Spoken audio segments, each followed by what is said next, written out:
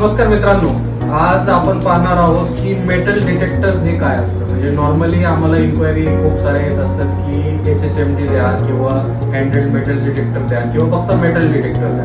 तर हे तिन्ही नावं म्हणजे हे हँडल्ड मेटल डिटेक्टर आहे. तर याला शॉर्टमध्ये HHMD असं म्हणतात.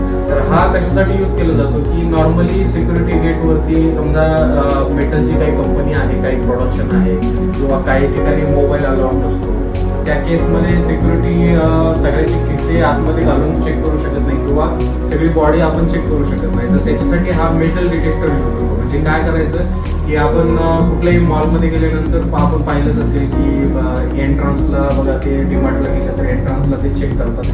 हातामध्ये HHMD असतो, त्याच्यावरती ते आपल्या बॉडीवरून फिरवतात जेणेकरून तिथं मेटल कुठं असेल तर तो आयडेंटिफाय होतो. तर नॉर्मली हा त्याचा यूज आहे. तर याच्यामध्ये आज मी तुमच्याकडे दाखवणार आहे ZK टेकोचं माझ्याकडे हे मेटल डिटेक्टर आहे.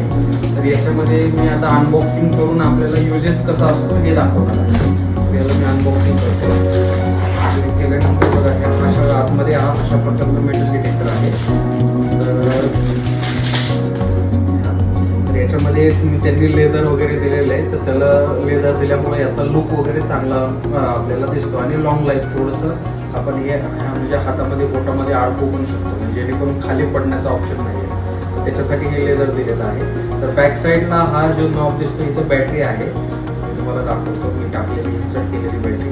इथं मी बॅटरी मी इन्सर्ट करू शकतो. तर इथं पहिला बॅटरी टाकावं लागते. ठीक आहे, तर ही बॅटरी मी टाकली.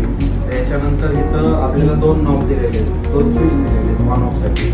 यांना मी ऑन केलं की ही तुमची ग्रीन लाईट ऑपरेट होते. तर या लाईट ऑपरेट झाली म्हणजे तुमचं हे मेटल डिटेक्टर ऑन करतो. मी आता ते कुठेही सेन्स करू शकतो. तर याच्यामध्ये दोन मोड आहेत. तर हा एक साईडला नॉब दिलेला आहे. तर हा व्हायब्रेशनसाठी दिलेला आहे. म्हणजे हा नॉब जर मी प्रेस केलेला असेल तर फक्त हातामध्ये व्हायब्रेशन्स होईल. मेटल कुठलं दिसलं तर व्हायब्रेशन होईल. हा नॉब जर मी ओपन केला तर मग मला तो आवाज ऐकायला येईल. बघा, तर मी आता इथं वॉच आहे तर वॉचला मेटल डिटेक्टर, पेन आहे तर पेनला करतो. आता ही ओरिजिनलची चावी घेऊन चावी खिशामध्ये टाकतो. तर मग हे बघा, ही चावीला डिटेक्ट होतं. हीच जर मी चावी काढली आणि पेन काढलं, मी मेटल काढलं तर आता हे डिटेक्ट होणार नाही. म्हणजे हा नॉर्मली त्याचा यूज आहे. मग समजा मी कुठेही बॉडी पार्टमध्ये समजा मी मेटल लपवून ठेवलं तर हे डिटेक्ट होणार नाही. हे बघा, आता इथं कुठलंही मेटल नाही आहे तर तुम्हाला हे डिटेक्ट होणार नाही. तर हेच मी समजा फोर व्हीलरची चावी ठेवली, पेन ठेवला किंवा मोबाईल ठेवला तर हे तुम्हाला पूर्ण डिटेक्ट होईल.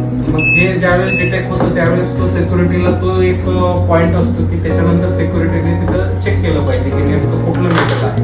समजा तुमचा अनऑथोराइज तुमचा काही मेटलचा प्रॉडक्ट असेल कंपनीमध्ये, तर तो समजा खिशामध्ये तर कोणी घेऊन चाललं नाही ना, हे कन्फर्म करणं हे सिक्युरिटीचं काम आहे. तर त्याच्यासाठी त्याला खिशे किंवा बॉडी पार्ट पूर्ण ओपन करण्याची गरज नसते. तर हे मेटल डिटेक्टर थ्रू तो आयडेंटिफाय करून चेक करू शकतो. तर हा नॉर्मली याचा यूज होतो. हँडल्ड आहे, एकदम लाईट वेट आहे आणि दिसायला पण एकदम चांगलं आहे. आणि याच्यामध्ये लेदर दिलेलं आहे. सगळ्यात महत्त्वाचं, लेदरमध्ये मी असं बोट जर टाकलं तर हे खाली पडण्याचा ऑप्शन्स कमी असतो. म्हणजे खाली तो हार्म होत नाही.